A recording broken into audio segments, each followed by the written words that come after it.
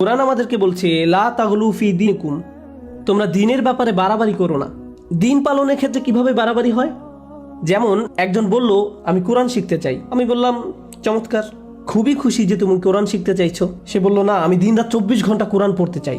আমি বললাম একটু থামো, তোমার ফ্যামিলি আছে, তাদের প্রতি তোমার দায়িত্ব কর্তব্য রয়েছে, তোমার চাকরি আছে, তোমাকে তোমার ছেলে মেয়েদের দেখাশোনা করতে হবে, তোমার স্বামী বা স্ত্রীর জন্য সময় ব্যয় করতে হবে। না না, আমি শুধু আল্লাহর কালাম শিখতে চাই, আল্লাহর কালাম আমার জন্য যথেষ্ট, আল্লাহ তাদের দেখাশোনা করবে। আমি বললাম যে বইটা তুমি সারাদিন পড়ছো সেটাই তোমাকে এই দায় দায়িত্বগুলো পালন করার কথা বলছে। এভাবেও ইসরাফ ঘটে। একবার একদল বোনের সাথে আমার সাক্ষাৎ হয় যারা কোরআন অধ্যয়নে প্রচুর সময় ব্যয় করতেন। তারা দিনে হয়তো 16-17 ঘন্টা সময় ব্যয় করতেন কোরআন অধ্যয়নে। সে সময় দারুণ একটা ব্যাপার ঘটে।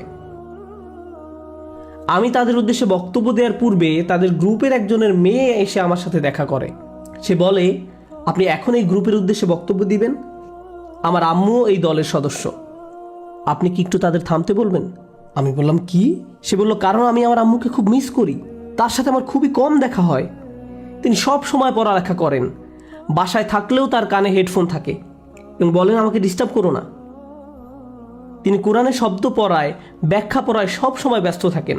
আমি আশা করছি আপনি এই ব্যাপারে তাকে কিছু বলবেন। জানেন সবচেয়ে ভয়ঙ্কর ব্যাপার কি ছিল? সে আরও বলেছিল, আমার মায়ের কারণে আমার এখন আর কোরআন পড়ার কোনো আগ্রহ নেই। তারপর আমি যখন তাদের সামনে কথা বলতে গেলাম, আমি এই মেয়েটি সম্পর্কে কিছুই বললাম না। আমি বললাম, চলুন আজকে সবাই মিলে কিছু আয়াত অধ্যয়ন করি। তারপর আমরা কয়েকটি আয়াত পড়লাম। তার মাঝে কয়েকটি আয়াত ছিল, ওয়া ইলাস সামাই কাইফা রুফিআত ওয়া ইলাল জিবালি কাইফা নুসিবাত, এবং আকাশের দিকে কি লক্ষ্য করে দেখো না কিভাবে সেটা উঁচু করা হয়েছে, আর পাহাড়ের দিকে কি দেখো না কিভাবে তা স্থাপন করা হয়েছে। তারপর আমি জিজ্ঞেস করলাম, আপনাদের কে কে এই আয়াতগুলো অধ্যয়ন করেছেন? সবাই হাত তুলল। তারপর বললাম, আপনাদের কে কে পাহাড় পর্বত দেখেছেন? আপনাদের কে কে রাতের আকাশে তারা দেখেন? এমনটা করেছেন কখনো? তারা বলল, না না, আমাদের তো কোরআন পড়তে হবে। কিন্তু সেই কোরআনই তো আপনাদেরকে এসব করতে বলছে। কিন্তু কোরআনেই আফালাম ইয়াসিরু ফিল আরদ, তারা কি জমিনে ভ্রমণ করেনি? তারা কি আল্লাহ সুন্দর সৃষ্টি দেখেনি? আপনারা এই সম্পর্কে পড়তে চান কিন্তু কাজটি করতে চান না। অথচ আল্লাহ বলছেন বাহিরের পৃথিবী দেখার জন্য। অন্য কথা, এমনকি ধর্মীয় কাজে অতিরিক্ত করার সম্ভাবনা থাকে। এটা পরিহাসের ব্যাপার যে মানুষ কোরআন পড়ছে আবার একই সময় কোরআনের নির্দেশনাকে উপেক্ষা করছে। এমনটাও ঘটতে পারে। ইসরাফ আমাদের আবেগের বেলায় ঘটতে পারে।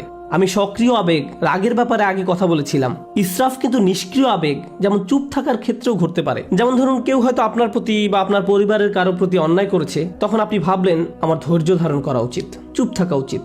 এখন আপনার এই চুপ থাকার কারণে অন্যায়কারী একটার পর একটা অন্যায় করেই যাচ্ছে।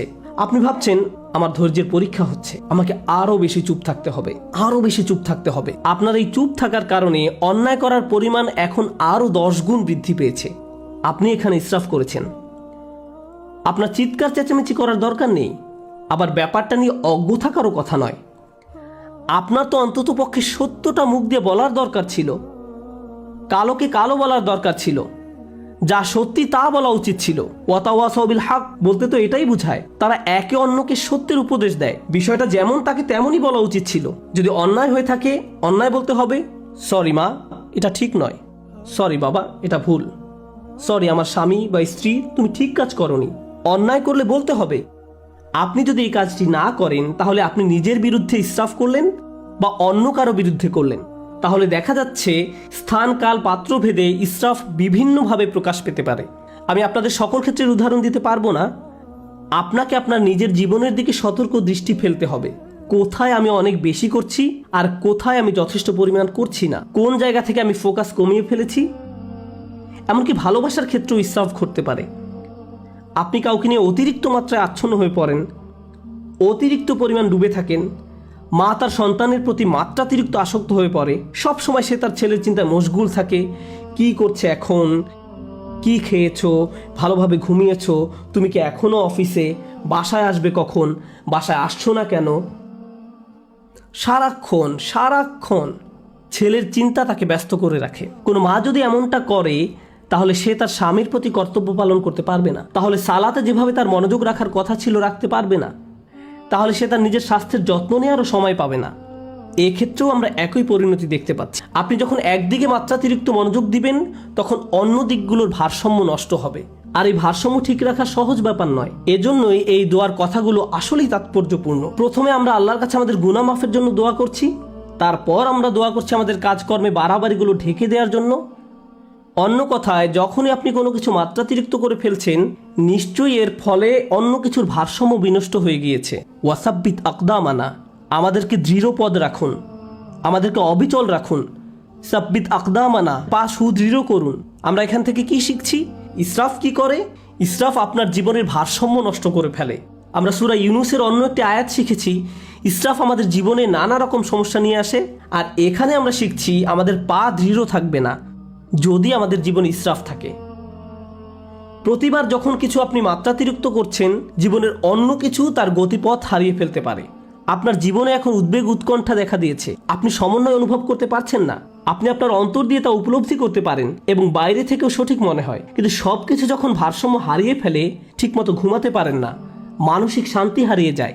আপনার চিন্তা ভাবনার দিকে নজর দিলেই বুঝতে পারবেন ইসরাফ করছেন কিনা, শুধু নিজের চিন্তার দিকে নজর দিলেই। যদি আপনার পা দৃঢ় থাকে এবং যে অবস্থায় আছেন সেখানে যদি নিজেকে নিরাপদ অনুভব করেন, এটা আসলে প্রমাণ করে যে আপনার জীবন থেকে ইসরাফ দূর হয়ে গিয়েছে। রব্বানা গফির লানা যুনুবানা ওয়া ইসরাফানা ফি আমরিনা ওয়া সাব্বিত আকদামানা। সবশেষ, যেহেতু আপনি আপনার জায়গায় অবিচল আছেন, এজন্য অনসুরনা আলাল কওমিল কাফিরিন, আমাদেরকে কাফেরদের মোকাবেলায় সাহায্য করুন। আল্লাহ মানুষদের প্রার্থনার কথাগুলো বর্ণনা করেছেন। যুদ্ধে যাওয়ার পূর্বে আমাদেরকে শক্তিশালী করে তুলুন। এখানে কিভাবে আপনি শক্তিশালী হয়ে উঠবেন? সবার আগে আল্লাহ আপনাকে ক্ষমা করে দিবেন, তারপর আপনাকে অতিরিক্তের ক্ষতি থেকে বাঁচিয়ে দিবেন।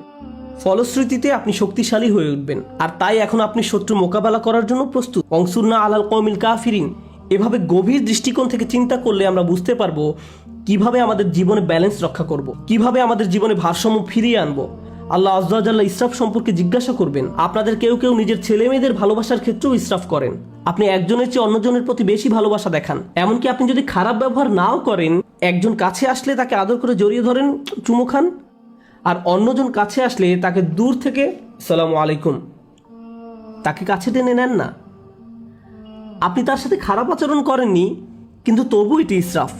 প্রতিক্রিয়া দেখানোর ক্ষেত্রেও ইসরাফ হতে পারে। একজন বিস্কুট খেলে আপনি তাকে ধমক দিয়ে বলেন, হেই, তোমাকে না বিস্কুট খেতে নিষেধ করেছিলাম। আর অন্যজন খেলে তাকে আদর করে বলেন, ওহো, তুমি কেন বিস্কুট খেয়েছো? এখানেও কিছুটা ইসরাফ হয়ে যাচ্ছে।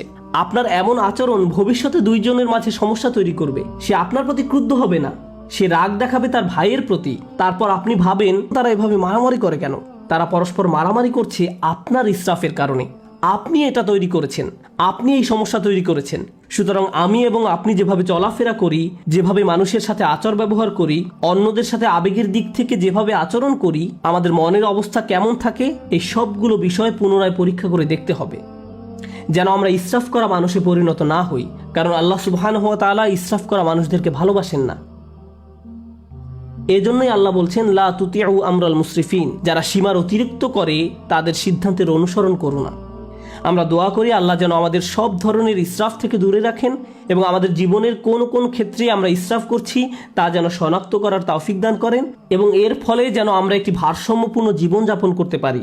আল্লাহ আমাদের সবাইকে যেন দৃঢ়পদ মানুষে পরিণত করেন এবং আমাদের পাপগুলো ক্ষমা করে দেন। বারাকাল্লাহু লি ওয়া লাকুম ফিল কুরআনিল হাকিম।